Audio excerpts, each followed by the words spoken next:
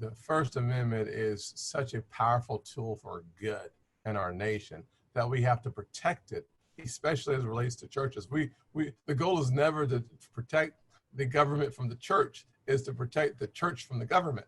And we've seen that being a necessity over the last several weeks as states and municipalities have tried to infringe upon the First Amendment rights of parishioners and churches. The good news is we have seen a positive constitutional response from our courts so far in most of the cases.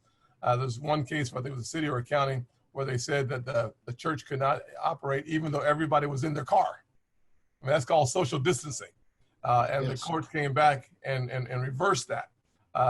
And we're seeing that happen again and again and again. So that's really good news. There are states, of course, or commonwealths where I'm sitting near called Virginia that has tried to have a very different approach to that. We have to keep the pedal to the metal as it relates to reinforcing and protecting our constitutional religious liberty. That is what makes America great.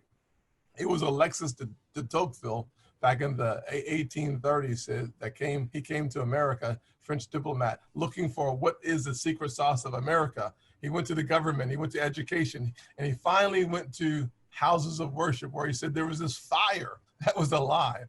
And that was, in fact, America's secret sauce. He said that America would be great as long as America is good. In order for us to be good, we need to keep our faith first place. It should be primary.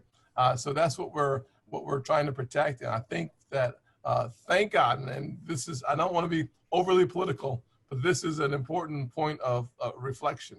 Thank God that we have been, over the last 3.5 years, able to redesign the courts. We now have over 190 conservative jurists on the courts that we didn't have in January 2017. So the good news is we have flipped 3 circuits to having more conservatives than liberals. I think that's really good news for those of us who believe in religious liberty.